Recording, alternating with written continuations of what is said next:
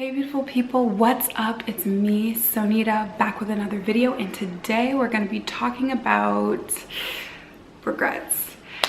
Cause yeah, I have a few of them.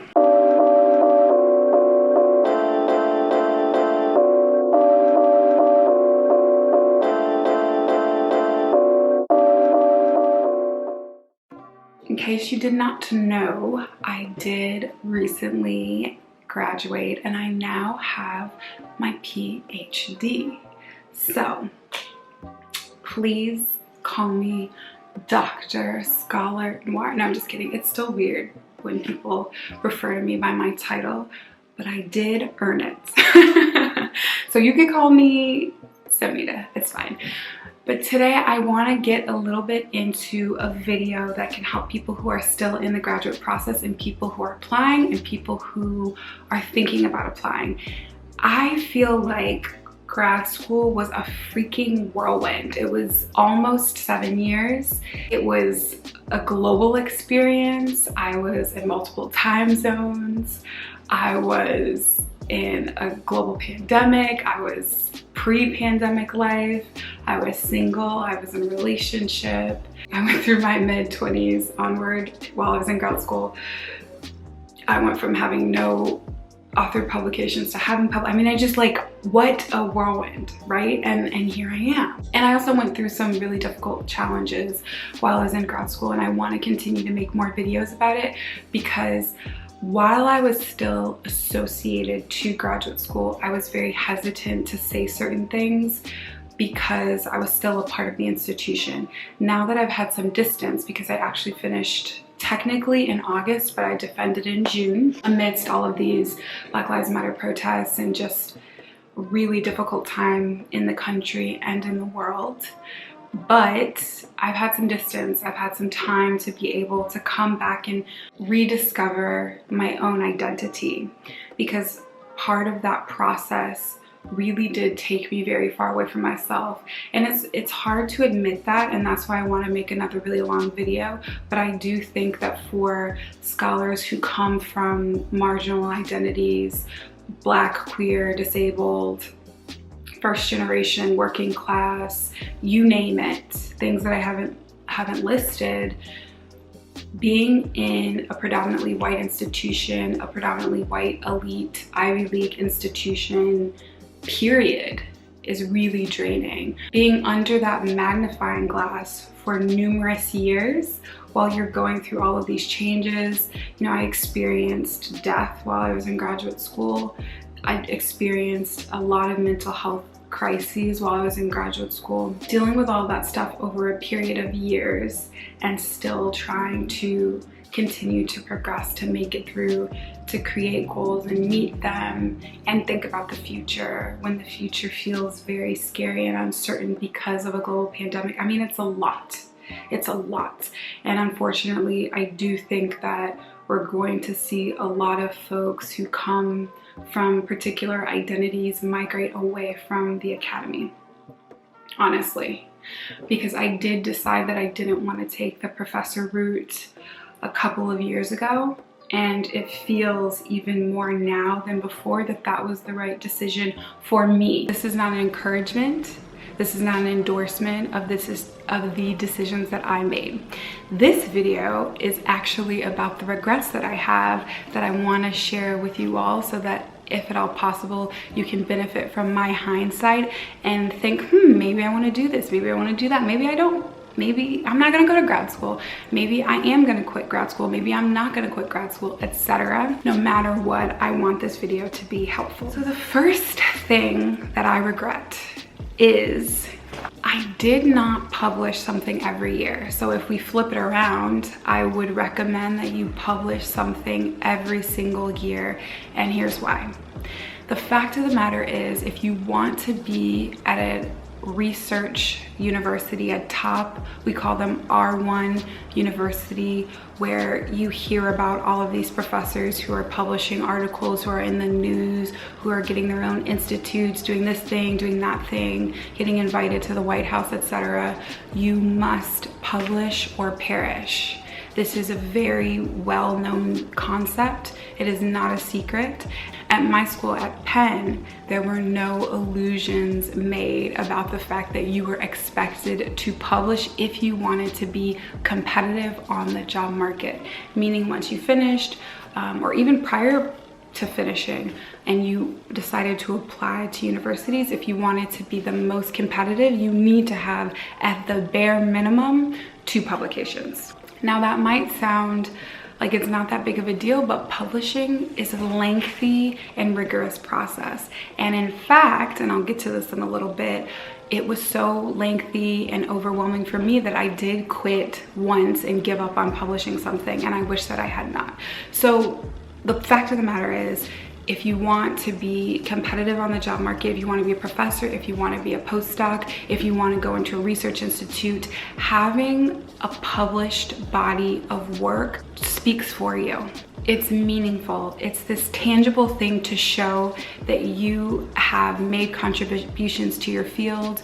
You are able to speak in the language of an academic. It also shows that you are committed to the long-term processes of research, because it's generally not something that's quick and easy and fast. From the time that you submit an article, you may not hear back for months about whether that article has been rejected, or they're allowing you to edit it and resubmit it, or they're conditionally accepting it on the terms that you change X, Y, and Z. Or it's just straight up accepted. Very rare that it will just be straight up accepted. Many more higher tier professors do experience that. I've never experienced that, but it does happen. But the point is, publishing is super important. It shows that you have what it takes to be a scholar, and that's probably all bullshit anyway, but it's the fact of the matter. And so I wish that I had made it a goal to publish once per year, because here's the thing. If you're lucky, and I was lucky, and you go to a university that understands the power of publication, every time you take a course, a professor will say, I want you to submit a final paper that is publishable content. I was very lucky. All of my professors were great about saying, basically do whatever you want. You can try to make it fit into your research frame. Obviously it has to be relative to the course, and I'll work with you because we want you to publish. And there are so many times where I'm just like, yeah, like, okay, sure. And I was just so anxious about taking the classes, going through life, finishing things, not giving up, not quitting, that I almost never had in mind, oh yeah, I'm gonna try to publish this. I'm like, oh yeah, sure, I'm gonna try to publish this. Yeah, no, not at all. And it's too bad, because I wrote some pretty cool articles. I went back into my files, into the Dropbox, and I found really interesting stuff that I could have totally published, even if it was just like a blog. I wrote a piece on the limitations of lean-in feminism. My master's thesis was on alternative food sites and alternative food movements, gentrification, and symbolic boundaries at a food co-op. Really interesting piece. My advisors really pushed me to edit it and publish it. It got rejected twice, and I felt so overwhelmed. I just threw my hands up in the air and I was like, I'm not gonna do this. And I wish that I had had the foresight to understand that, hey, so what, man? You fell down, get back up, don't give up. You can get this thing published. But I didn't. I just quit. I did a paper for a policy course that was a quantitative analysis on mental health care access before and after the Affordable Care Act, using a large data set. And it actually was comparing race, the percentage of white and black people who access mental health care before and after the Affordable Care Act. It was a really interesting study. It was very cool. I was super proud of myself. I had never done quant before. My friend Calvin helped me out with it. Kicking and screaming, but the professor was amazingly encouraging and supportive, and he encouraged me to try to publish it, and I was like, oh yeah, sure. No. I did a paper about race and humor, so I should have not given up. I should have been like, I can do this, I got this. I'm not going to let all of this really hard work that I put into contributing something to sociology just go by the wayside, especially because we really need more critical scholars, not less. We need more intersectionality. We need more race theory. We need more theory that is attentive to the fact that there are intersecting modes of oppression.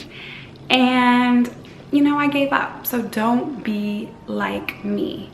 But I also want to leave on this note: publish or perish retrenches existing inequalities, and studies have actually shown that during the pandemic, women and people of color have been less productive because there are all these things that women and people of color are facing during this global pandemic that other groups are not.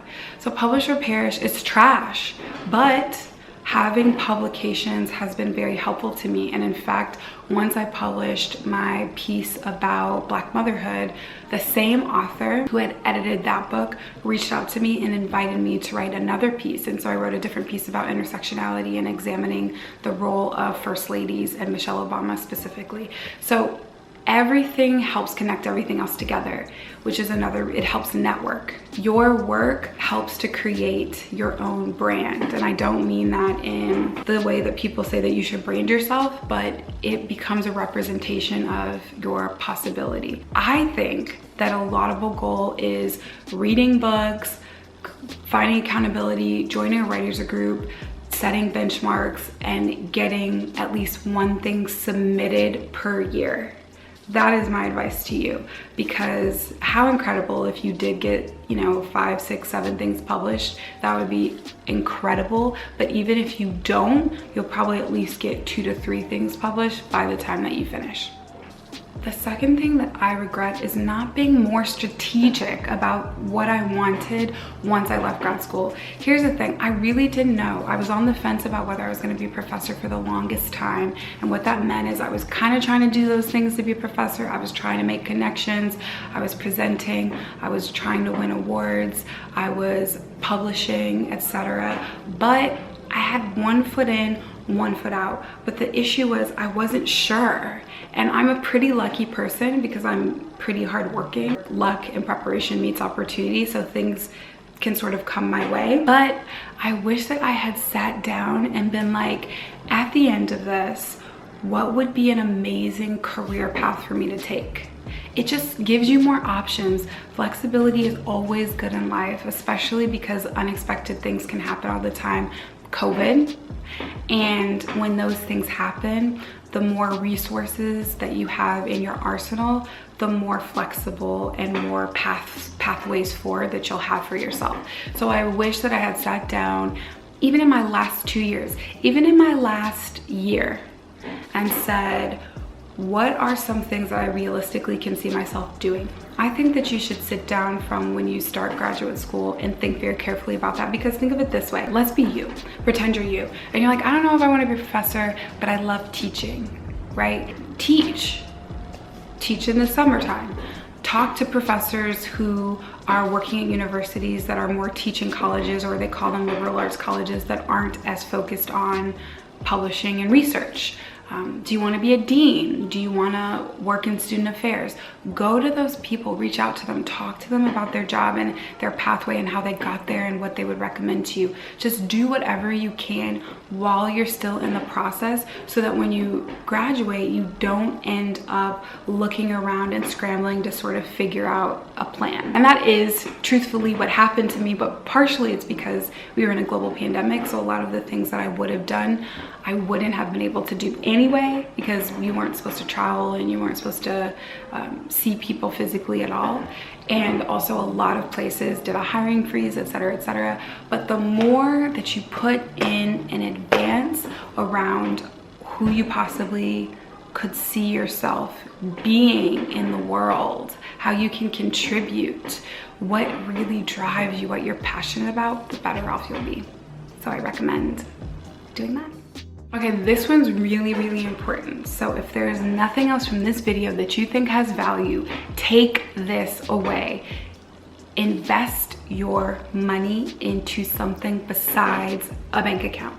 anything, if you don't understand anything about finances, that's fine. A lot of financial literacy is nonsense anyway.